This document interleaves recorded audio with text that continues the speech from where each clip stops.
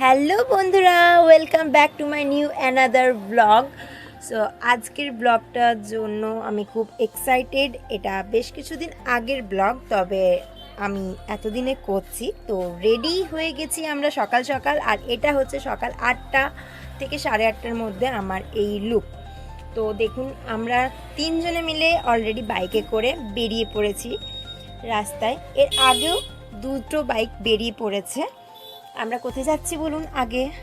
ইয়াস, আজকে যাচ্ছি আমার হাজব্যান্ডের মামা বাড়ি। তার আগে যাচ্ছি আমাদের এক বৌদির বাড়ি।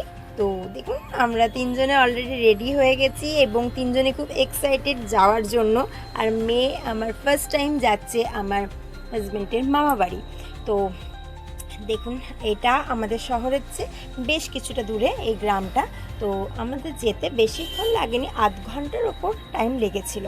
আর দেখুন, এত সুন্দর জঙ্গলের মাঝ দিয়ে বহু দিন পর আমরা যাচ্ছি, আর ফাইনালি আমরা গ্রামে ঢুকে পড়েছি।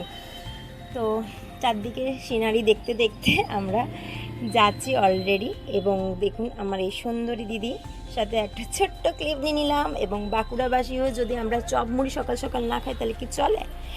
আর দেখুন তো এটা কি, ইয়েস, এটা একদম একদম নিখাদ, একদম সুন্দর, সব সাদা ধবধবে একটা পায়রা, এত সুন্দর দেখতে।